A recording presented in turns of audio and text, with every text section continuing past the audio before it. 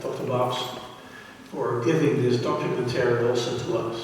And this was really an inside look into the King legacy, the King family. And, well, it was very, very moving. And please, Elvira and the others, say to your butterfly queen back in Atlanta that we are very, very much impressed. And what a beautiful young lady this is, Naomi King. Well, I was already introduced. I will say a few things, a few remarks. Once again, my name is Willem Post. I'm a Dutch historian, studying the United States, politics, society. Your whole life you are a student, I think. Although I'm a bit older than many people here. The students who are here assembled.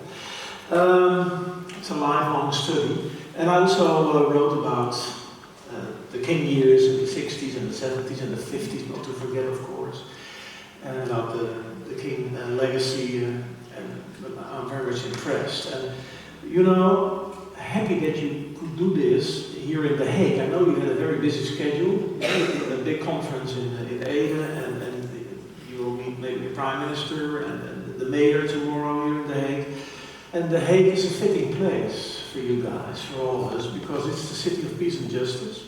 Also called the legal capital of the world, international law, human rights. So there definitely is a moral connection with the values the King family stands for and where The Hague stands for, with all its courts and tribunals. So, yeah, here in the World Forum, you cannot skip The Hague, and you did not skip The Hague.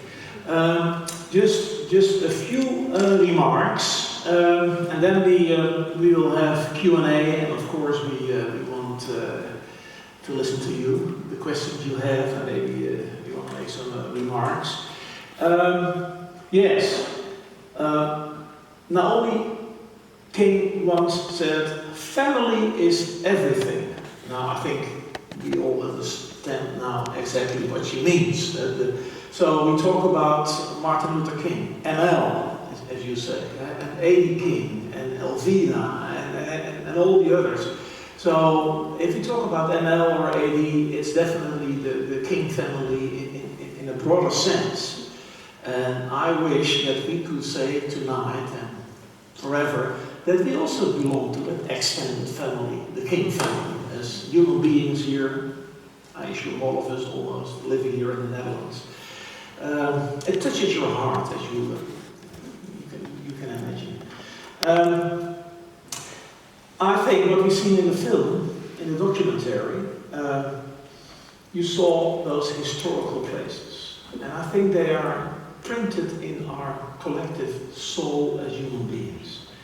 And the King family was always there. Sometimes one person, sometimes more family members. Montgomery, Alabama was mentioned in 1955, Rosa Parks. Martin Luther King was the organizer with others in Montgomery. Birmingham, 1963, the 16th Street Church, Baptist Church, was bombed. It was world news that 4 little children were killed by that bombing, but there was also the bombs. There were also the bombs in your house in Birmingham, Alabama. There was, of course, in Selma, Alabama, in 1965, to just name a few of those historical places. Bloody Sunday, the Edmund Pettus Bridge over the Alabama River. Tens of thousands of civil rights people walked over that bridge, and Martin Luther King also came. The King family was there. They were always there, the King family, at the forefront, with all the others. It was a mass movement in the 50s, 60s, 70s, and I think till this present day, also with the AD Foundation. And I think that we as Dutchmen, Europeans, cannot really understand the hatred what was in that society, the US in those days, with racist governors. For instance, Orville Forbes, the governor of Arkansas, who stood in the school entrance didn't want the 9 Little Rock children, black children, to study in the school. Well, that was world news, of course. That was in the 50s. And George Wallace, the governor, also defending segregation. Till 1964, it was formally abolished, as you probably all know, with the civil rights law and in the Johnson era and under pressure of the civil rights movement. And then it was 1968. A horrible year, of course. It was April 4 when Dr. Martin Luther King Jr. was assassinated in what was then the Lorraine Motel. Originally, he booked a hotel, tried to book a hotel in the center of Memphis, but that was for whites only. So he had to book a room in a cheaper hotel, in another neighborhood for black people. Those were the days. And to end a little bit my story, I visited many of those places, of those historical places, and I also went to that Lorraine Hotel a few years ago, several times. It's now the National Civil Rights Museum. You have many of those important museums, but definitely this Lorraine Hotel is now transformed in a very, very impressive National Civil Rights Museum. And please, if you have the opportunity, I can imagine that you go to Graceland, Elvis Presley and Memphis, famous, but never, never, never forget to go to that Lorraine Hotel, what now is that moving museum, and you can visit room 306, where Dr. King stayed the last days of his life. Let me tell you, and just 2 or 3 minutes about these last days, because I met in Memphis, Tennessee, Reverend Billy Cowles, who invited Dr. King to come to Memphis for a strike, to support the strike of the sanitation workers who didn't get enough pay, and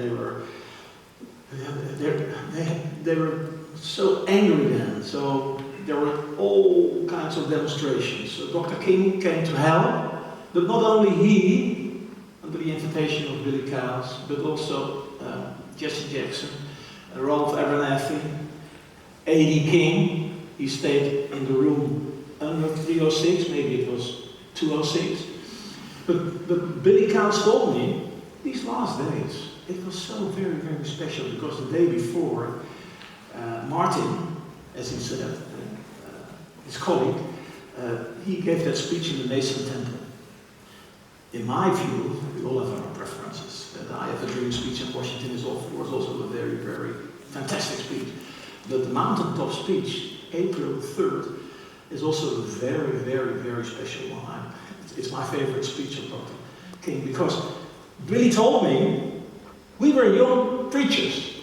So the 4 of us were in the room of Martin on that April the 3rd, and Martin said, well, I was a bit later in Memphis because of constantly those bomb threats. His plane arrived later because of the bomb threat. So I'm a bit tired.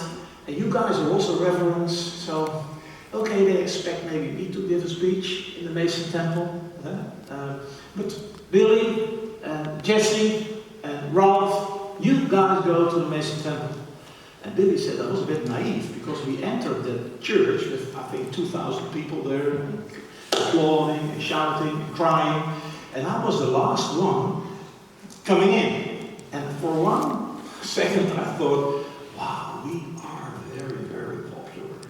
But then when we took our seat, they kept on applauding. And then I said, Rolf, they want Martin. So Rolf went to the telephone, called the hotel, and said, Martin, you have to come. They're coming for you. And then he gave this incredible speech. And he predicted almost, who am I to say this, but almost his own death. And the last sentences of that speech, while it was raining outside, thunderstorms, sometimes Billy told me, we all thought that was some sort of a bomb, but it was thunder, a thunderstorm. And the last sentences, and it's so moving, I just want to do God's will, Dr. King said. And He's allowed me to go up to the mountain. And I've looked over, and I've seen the promised land. I may not get there with you, but I want you to know tonight that we, as a people, will get to the promised land. So I'm happy tonight. I'm not worried about anything. I'm not fearing any man. Mine eyes have seen the glory of the coming of the Lord. Well, it's now my voice. I cannot compare myself, of course, with Martin Luther King. But this is so moving, this speech. And especially if you see also what was taped. So you can see it on the internet. So maybe you can do that. And then, the next day, he was killed, assassinated, on the balcony of this then Lorraine motel. They had dinner later on that afternoon that was scheduled, and Billy Cow said, Martin, come on, we are a bit in a hurry. My wife is waiting for the dinner. And then they stepped outside, and then, well, that was that fatal shot. But it is so moving. And I tell this story because I talked with Billy Cows. But here, and that was a good friend, also related to the King family in some sense. But Alvida and Eddie, you guys, you watch history, live almost. And for us it's such an opportunity to meet you here in The Hague and ask you questions. So I promise you here in the audience, we definitely want your questions. And my last remark is this. Who could have imagined that in 2008, the United States of America elected an African American as President of the United States, Barack Obama? And Billy Cows told me, Martin, ML, such a gifted person. 27 years young he was when he got his PhD. He could have been the president of a university. He was such an intelligent person. And I thought, when I walked into this World Forum building, I thought, wait a minute. Imagine if Dr. King still was alive. Then in 2008, he would have been 78. With his career, he could have been the President of the United States of America. Can you imagine? President Biden is now 80. So, that was what I had in mind. How horrible this all is, what happened with the King family, the King members. And 15 months later, A.D. King was assassinated. You talked about it. You're a great storyteller, by the way, Ovia. And you talked about it in film. And 15 months later. And A.D., not that many times in the spotlight, but so hard working in the Poor People's Campaign also. What a legacy he left. And what we still can learn from him. So, may I invite now Alvida, take your time for it. Alvida, we have the stairs there. Eddie and Dr. Babs.